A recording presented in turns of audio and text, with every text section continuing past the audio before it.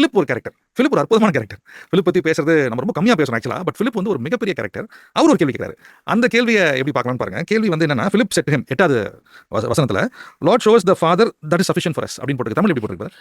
ஆண்டவரே பிதாவை எங்களுக்கு காண்பியும், அது எங்களுக்கு போதும் என்றார். எங்களுக்கு போதும் என்றார். ரொம்ப தெளிவா கேட்கிறாரு. இதை எப்படி புரிஞ்சுக்கலாம்? உங்களுடைய தேவை என்னங்கிறதா இம்பார்ட்டன்ட். இப்போ இன்னைக்கு நம்ம எதை ஆண்டவர்கிட்ட போதும்னு சொல்றோம், எதை கேட்குறோம்? இன்னைக்கு நம்ம சரியான கேள்வி. எதை கேட்குறோம், எதை போதுங்கிறோம். அதான் நான் இன்னைக்கு கேட்குற விஷயங்கள் எனக்கு போதுமானதாகவே இல்லை கேட்டே இருக்கல. அவன் என்ன சொல்றான், எனக்கு அதை காட்டுங்க, எனக்கு அது போதும், வேற எதுவுமே வேண்டாம், அது போதும் அப்படின்னு. அப்போ உங்களுடைய கொஸ்டின் எதை நோக்கி இருக்குன்றதா ரொம்ப இம்பார்ட்டன்ட். இன்னைக்கு நோக்கி இருக்கா? அதை மட்டும் தான் இருக்கு இன்னைக்கு.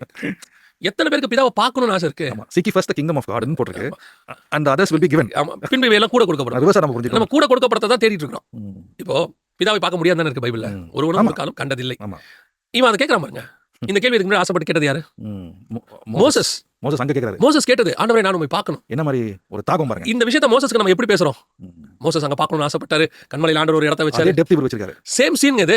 நம்ம பாஷையில சொன்னோம்னா same scene, same depth and same. மோசே வந்து ஆண்டவர் கிட்ட போய் ஆண்டவரே நான் உம்மை பார்க்கணும்னு சொன்னபோது, இங்க பிலிப்பு கேக்குறாரு இயேசு கிட்ட, நான் பிதாவை பார்க்கணும்னு.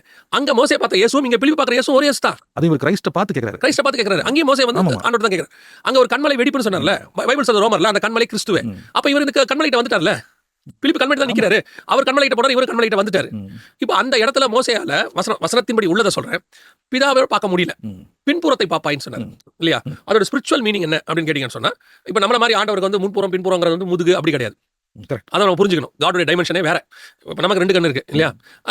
ஆண்டவருக்கு வந்து 7 கண்கள்னு சொல்லி பைபிள் சொல்லுது. அப்படி இருக்கும்போது காடோட டைமென்ஷன் வேற. என் பின்புறம்ன்றது அவர் எதை சொல்றாரு அப்படின்னு கேட்டீங்கன்னா, முன்னாடி நியாயப்பிரமாணத்தில் வெளிப்பட்ட தேவன் அவர். அதுல வந்து அவர் பார்க்க முடியாது, அவர் தண்டனை கொடுக்கிறவராக இருக்கிறார். ஸோ அவர் பார்க்க முடியாது. பின்னாடி நான் வருவேன். எப்படி வருவேன்? கிருபையும் இரக்கம் நிறைந்தவராக வருவேன். ஏன்னா அதுக்கு முந்தின வசனத்தை தான் மோசே கிட்ட சொல்றாரு, எவன் மேல் கிருபையா இருக்க, இரக்கமா இருக்க, சித்தமா இருக்கிறேனோ அவன் மேல் இரக்கமா இருப்பேன் சொல்லிட்டு தான் இந்த வசனத்தை சொல்றாரு. அப்ப பின்னாடி கிருபையும் இரக்கம் நிறைந்த வெளிப்பட போறது கிறிஸ்ட். நீ என்ன முன்புறத்தை பார்க்க மாட்டேன், ஃபர்ஸ்ட் பார்ட் ஆஃப் அந்த லாவை நீ பார்க்கல, இருக்க லால இருக்க காட பார்க்க மாட்டேன், பட் கிரேஸ்ல இருக்க காட பார்ப்ப நீ. அதுதான் அந்த இடத்துல சொல்றாரு. இப்போ பிலிப் யாரை பார்க்கறாரு? பிலிப் வந்து முன்னாடி இருக்கிற விஷயத்தை பார்த்தாரு. இப்போ வந்து செகண்ட் கேக்குறாரு. இப்போ பிலிப் கிட்ட கேக்குறாரு, கிறிஸ்ட் கிட்ட கேக்குறாரு, பிதாவை பார்க்கணும்.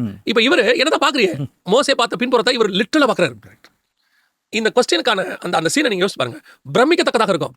இதை பார்க்கறதுக்கு அவர் வந்து மோசே வந்து ஒரு கண்மலை வெடிப்புக்கு போய் என் இடத்துல உண்டு, என் கரத்தை, இவ்வளோ பெரிய ப்ரொசீஜர்ஸ் இருந்துச்சுல, அந்த ப்ரொசீஜரே இல்லாமல் ரொம்ப சர்வசாதாரணமாக கிரைஸ்ட் சொல்றாரு, நான் என்ன பார்த்துட்டியே, என்னை கண்டவன் பிதாவை கண்டான். உங்களுடைய தேவை என்ன?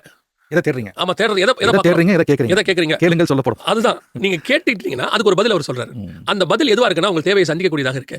இன்னைக்கு என்னுடைய தேவையே என்னன்றது எனக்கு முதல்ல தெரியல, அதனால எனக்கு கேட்க தெரியல. அதனால தான் பைபிள் சொல்லுது, நீங்கள் கேட்டுக்கொள்வது என்னதென்று அறியாது இருக்கிறபடினாலே உங்களுக்கு பரிசுத்த ஆவியானவர் உதவி செய்கிறார். இப்போ இந்த கேள்விக்கெல்லாம் யார் உதவி செய்யறது? பரிசுத்த ஆவி. இவங்க இந்த கேள்வியை கேட்டதுனால ஒரு பதில் கிடைக்குது. நானே வழியும் சத்தியம். இவங்களுக்கு கேட்க தெரியுது, ஏன்னா ஆவியானவர் சொல்லி கொடுக்குறாரு. எனக்கு பல பேருக்கு நீங்க கேட்க தெரியல, ஏன்னா நான் கேட்கறது எல்லாமே எதுவா இருக்குது? வழி கேட்கல, அந்த வழியில போற காரை கேட்கறேன். பிதாவை கேட்கல, பிதா கிட்ட போய் என்ன கேட்கலாம் எனக்கு மைண்ட்ல இருக்கும், அதை தான் கேட்டுட்டு இருக்கேன் இன்னைக்கு நான். அந்த கேள்வி கேட்கிற விஷயம்ன்றது வந்து திருப்பி சொல்ற ஆவியானவர் உண்டதுனால இது ஏற்படுகிறது.